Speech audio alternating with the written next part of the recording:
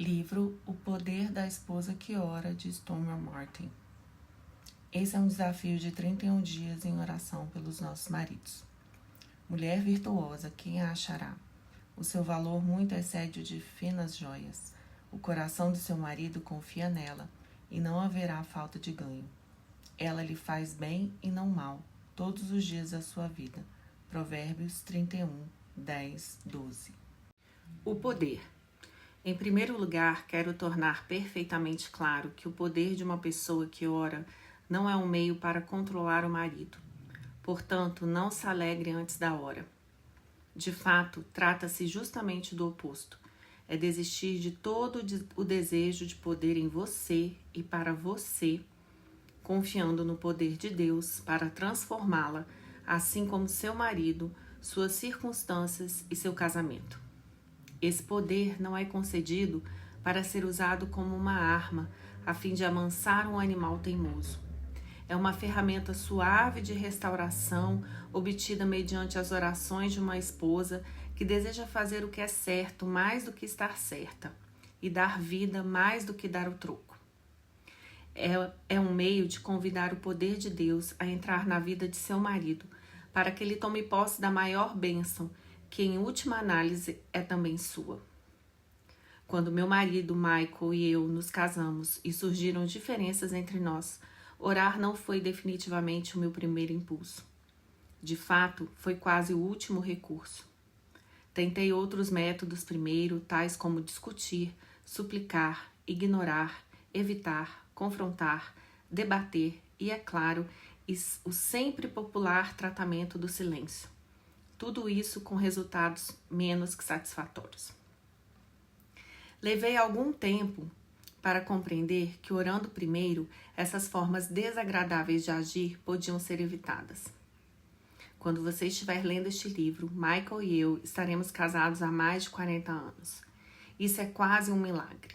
Não é certamente um testemunho da nossa grandeza, mas da fidelidade de Deus em responder à oração. Confesso que mesmo depois de todos esses anos, continuo aprendendo sobre isso e nem sempre é fácil. Embora talvez não tenha tanta prática em fazer as coisas certas como tenho em fazer as erradas, posso dizer sem reservas que a oração funciona. Infelizmente, não aprendi como orar de verdade por meu marido até que comecei a orar por meus filhos.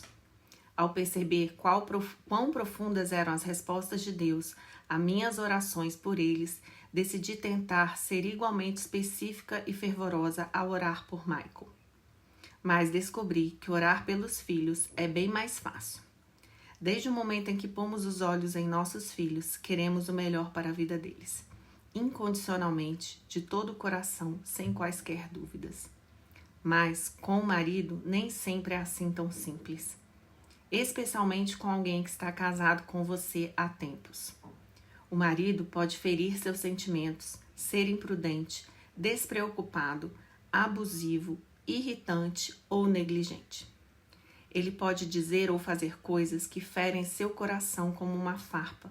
E cada vez que você começa a orar, percebe que essa farpa está infeccionando. É óbvio que não poderá entregar-se à oração da maneira como Deus lhe pede até que você a retire do seu coração. Orar por seu marido não é o mesmo que orar por um filho, embora pareça a mesma coisa, porque você não é a mãe de seu marido. Temos autoridade dada pelo Senhor sobre nossos filhos. Não temos autoridade sobre nosso marido. Todavia, recebemos autoridade sobre todo o poder do inimigo, Lucas 10:19, e podemos prejudicar muito seus planos malignos quando oramos. Muitas coisas difíceis que acontecem num casamento fazem parte, na verdade, do plano que o inimigo preparou para a sua dissolução. Mas podemos dizer: não vou permitir que coisa alguma destrua meu casamento. Não vou ficar parada e ver meu marido deprimido, abatido ou destruído. Não vou permitir que a confusão, a falta de comunicação, as atitudes e escolhas erradas prejudiquem o que estamos tentando construir juntos. Não vou tolerar que a mágoa e a falta de perdão nos levem ao divórcio. Podemos tomar posição contra quaisquer influências negativas em nosso casamento e saber que Deus nos deu autoridade em seu nome para apoiar essa atitude. Você possui os meios para colocar uma cerca protetora em volta do seu casamento. Porque Jesus disse, em verdade vos digo, que tudo que ligardes na terra terá sido desligado nos céus. Mateus 18:18. Você tem autoridade em nome de Jesus para deter o mal e permitir o bem. Você pode entregar a Deus em oração o que quer que controle o seu marido. Alcoolismo, excesso de trabalho, preguiça, depressão, enfermidade, gênio ruim, ansiedade, medo ou fracasso. E orar para que ele seja libertado dessas coisas. Espere antes que você desista do casamento. Confesso desde já que houve uma época em que pensei em separação ou divórcio. Essa é uma revelação embaraçosa, porque não creio que qualquer dessas opções seja a melhor resposta para um casamento em dificuldades. Creio na posição de Deus a respeito do divórcio. Ele diz que não é certo e que isso o entristece. A última coisa que quero fazer é entristecer a Deus. Mas sei o que é sentir o tipo de desespero que impede que tomemos uma boa decisão. Experimentei o desânimo que leva a pessoa a desistir de tentar fazer o que é certo. Compreendo a tortura da solidão que deixa você desejando encontrar alguém que olhe para a sua alma e veja você. Senti tamanha dor que o medo de morrer por causa dela me levou a buscar o único meio provável de sobrevivência: fugir da fonte de agonia. Sei o que é pensar em atos de desespero quando não vemos qualquer futuro à frente. Dia após dia, as emoções negativas foram crescendo de tal maneira que a separação e o divórcio simbolizavam uma promessa de agradável alívio. O maior problema que enfrentei em nosso casamento foi o gênio de meu marido. Eu e as crianças éramos os únicos objetos da sua ira. Ele usava as palavras como armas que me deixavam aleijada ou paralisada. Não estou dizendo que eu não tinha culpa. Pelo contrário, tenho certeza de que era tão culpada quanto ele. Mas eu não sabia o que fazer a respeito. Suplicava a Deus regularmente que tornasse meu marido mais sensível, menos zangado, mais agradável, menos irritante. Porém, vi poucas mudanças. Será que Deus não estava ouvindo? Ou, como eu achava, ele favorecia mais o marido do que a esposa? Depois de alguns anos sem que houvesse transformação, clamei um dia ao Senhor em desespero, dizendo: Deus, não posso mais viver assim. Sei o que o Senhor disse sobre o divórcio, mas não posso permanecer na mesma casa com ele. Por favor, ajuda-me, Senhor. Sentei-me na cama com a Bíblia na mão durante horas, enquanto lutava com um forte desejo de pegar meus filhos e sair de casa. Creio que por ter me aproximado de Deus com toda a sinceridade sobre os meus sentimentos, Ele me permitiu visualizar claramente o que seria a minha vida se partisse. Onde eu iria morar, como me sustentaria e cuidaria dos filhos. Quem continuaria a ser meu amigo e, pior de tudo, como o divórcio afetaria meu filho e minha filha. Era um quadro horrível e indizivelmente triste. Se partisse, encontraria algum alívio, mas à custa de tudo que me era caro. Sabia que esse não era o plano de Deus para nós. Enquanto ficava ali sentada, Deus também colocou em meu coração a ideia de que se pudesse deliberadamente a minha vida diante do seu trono, desistisse do desejo de ir embora e deixasse as minhas necessidades em suas mãos, ele me ensinaria a entregar a minha vida em oração por Michael. Iria mostrar-me como interceder realmente por ele como um filho de Deus e durante esse processo reavivaria meu casamento e derramaria suas bênçãos sobre nós dois. Se superássemos essa dificuldade, estaríamos melhor juntos do que jamais poderíamos estar separados e sozinhos.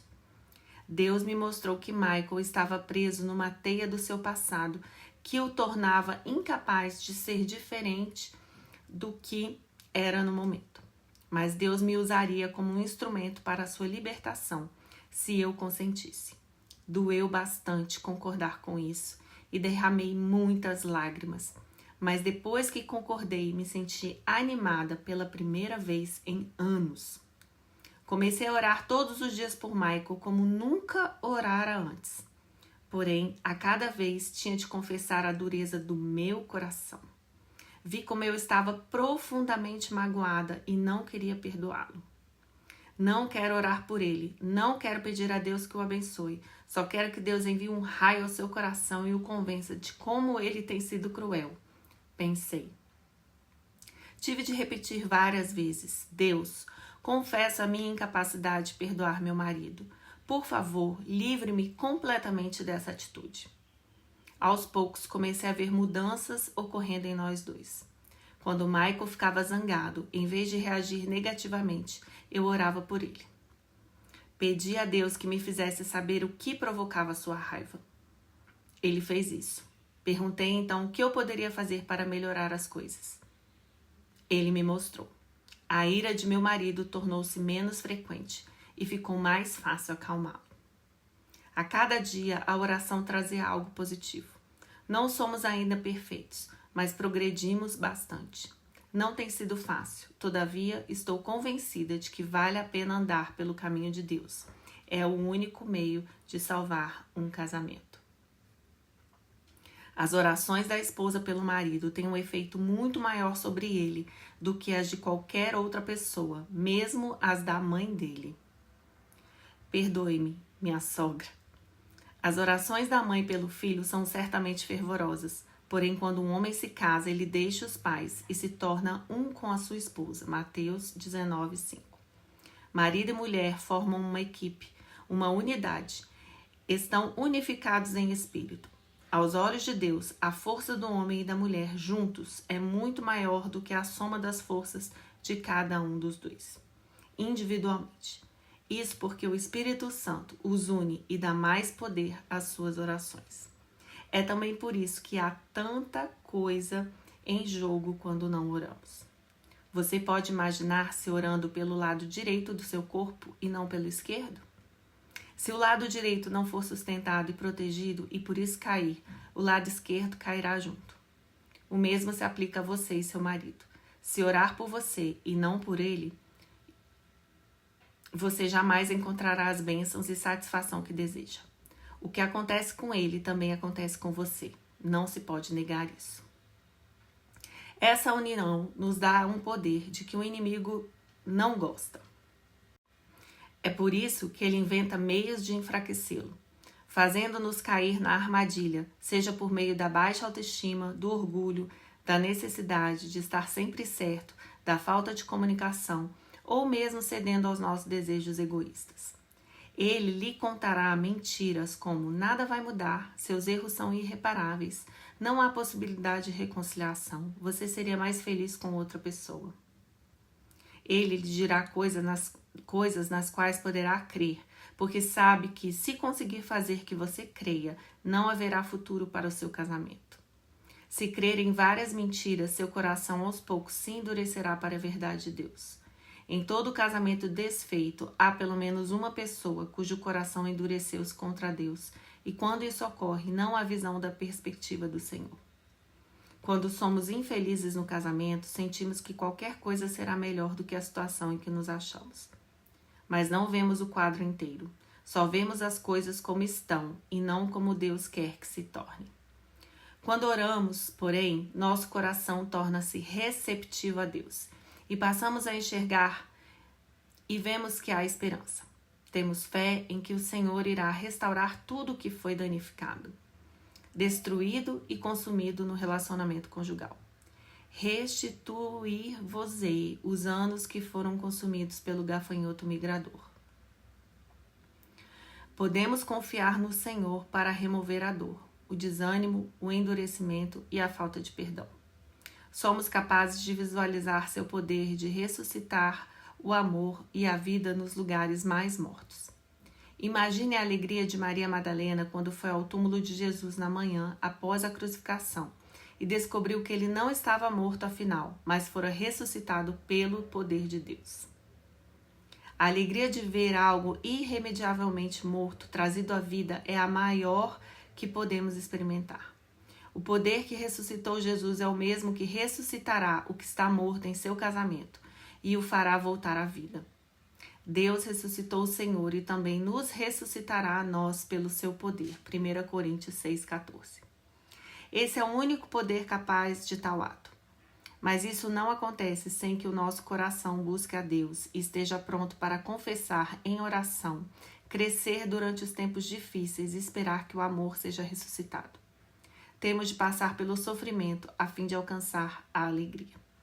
Você tem de decidir se quer que seu casamento vá em frente e se esse desejo é forte o bastante para fazer tudo o que for necessário dentro de parâmetros saudáveis para que isso aconteça. Você tem de acreditar na restauração da parte do seu relacionamento que foi corroída pelo sofrimento, pela indiferença e pelo egoísmo. Você tem de confiar que aquilo que caiu sobre você, seja abuso, morte de um filho, infidelidade, pobreza, perda, doença grave ou acidente, pode ser libertado das garras da morte. Você tem de resolver que tudo que está consumindo você e seu marido, tal como excesso de trabalho, alcoolismo, abuso de drogas ou depressão, pode ser destruído. Você tem de saber que tudo que se insinuou em seu relacionamento, silenciosa e furtivamente, de modo a não ser percebido como uma ameaça, até que estivesse claramente à vista, tal como idolatrar sua carreira, seus sonhos, seus filhos ou seus desejos egoístas, pode ser removido. Você tem de confiar que Deus é suficientemente grande para realizar tudo isso e muito mais. Se você acordar certa manhã com um estranho em sua cama e ele for seu marido, se experimentarem um afastamento silencioso da vida mútua, cortando toda a ligação emocional, se sentir um recuo implacável do amor e da esperança, se o seu relacionamento estiver num poço tão profundo de mágoa e ira que a cada dia o seu desespero cresce ainda mais, se cada palavra dita abrir mais o abismo entre vocês até que se torne uma barreira impenetrável que os mantenha a quilômetros de distância um do outro, fique certa de que nada disso é da vontade de Deus para o seu casamento. A vontade de Deus é quebrar todas essas barreiras e tirar você do poço. Ele pode curar suas feridas e fazer o amor renascer em seu coração. Nada e ninguém mais pode fazer isso. Mas você tem de levantar-se e dizer: Senhor, oro para que esta luta termine e nos livremos das garras do conflito. Retire as mágoas e a armadura que vestimos para proteger-nos. Tire-nos do poço da falta de perdão. Fale por nosso intermédio, para que as nossas palavras reflitam o seu amor, paz e reconciliação. Derrube esta parede que há entre nós e ensina-nos a atravessá-la. Capacite-nos a despertar desta letargia e encaminhe-nos para a cura e inteireza que o Senhor tem para nós. Não desista do casamento. Peça a Deus para dar-lhe um marido renovado. Ele é poderoso para tomar o que você tem e torná-lo uma nova criatura em Cristo. Maridos e esposas não foram destinados a brigar, afastar-se emocionalmente, viver um casamento falido, serem felizes ou divorciar-se. Temos o poder de Deus do nosso lado. Não precisamos deixar nosso relacionamento conjugal ao sabor do acaso. Podemos lutar por ele em oração e não desistir, porque enquanto estivermos orando, há esperança. Com Deus, nada estará tão morto quanto parece, nem os seus próprios sentimentos. E eu também preciso de oração? É natural entrar nesta maravilhosa aventura de oração, imaginando se o seu marido vai orar um dia por você da mesma maneira que você está orando por ele. Embora isso fosse certamente o máximo, não o tenha como garantido. Orar por seu marido será um ato de amor e sacrifício generoso e incondicional da sua parte. Você deve estar disposta a assumir este compromisso, sabendo que é muito possível e até bastante provável que ele jamais venha a orar por você do mesmo modo.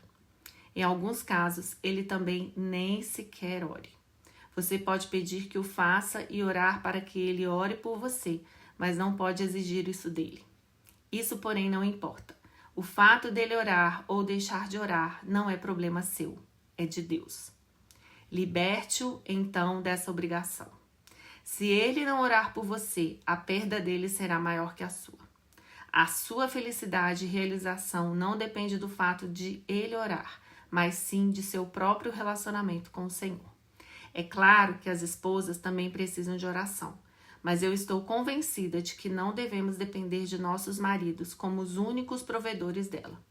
Na verdade, depender do marido como seu parceiro dedicado de oração poderia acabar em fracasso e desapontamento para ambos.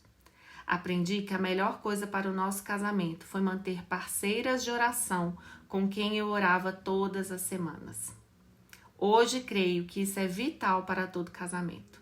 Se você puder encontrar duas mulheres fortes na fé em quem confie plenamente e com quem possa compartilhar os anseios do seu coração, marque um encontro semanal de oração. Isso irá mudar a sua vida. Essa atitude não significa, porém, que você tente contar às suas parceiras tudo sobre seu marido ou expor os detalhes particulares da vida dele. O propósito é pedir a Deus que tranquilize o seu coração. Mostre como você pode ser uma boa esposa. Compartilhe os fardos da sua alma enquanto busca a bênção do Senhor para o seu marido. É claro que se houver uma questão com sérias consequências e você puder confiar às suas parceiras de oração a natureza confidencial do seu pedido, não deixe então de compartilhar.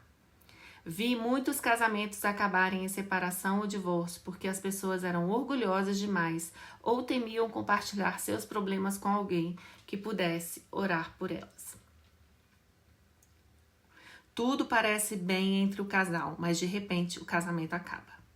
Não deixe de enfatizar a natureza confidencial do que você está compartilhando com suas parceiras de oração. Mas não permita que o casamento acabe porque hesita em orar por ele com outras pessoas.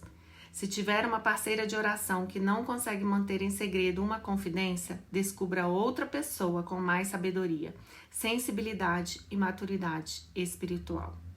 Mesmo sem parceiras de oração ou um marido que ore, quando você ora fervorosamente, vê as coisas acontecerem.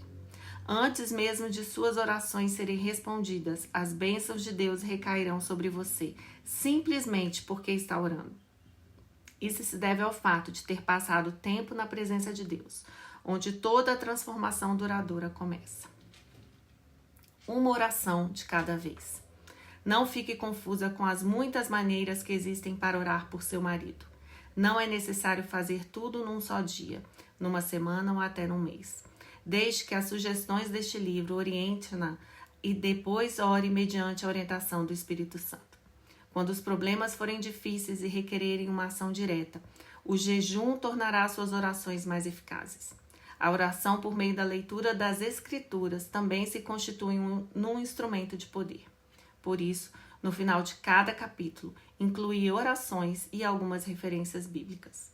Acima de tudo, não dê lugar à impaciência.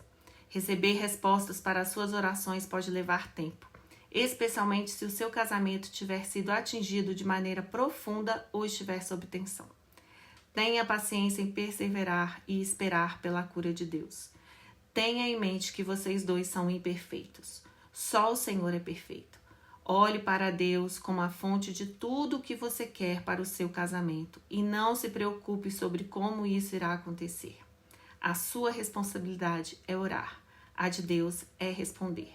Deixe isso nas mãos dele. Um grande desafio nós temos aqui, nós amigas, em olhar para nós mesmas e olhar para o nosso marido com o olhar de Deus e nos vermos como filhas e ver nossos maridos como filhos e assumir a responsabilidade de que, como uma só carne, a mulher tola pode destruir a sua casa, mas aquela mulher que busca o Senhor consegue ser sábia e edificar a sua casa. Vamos nesse desafio. Um beijo, até o capítulo 1.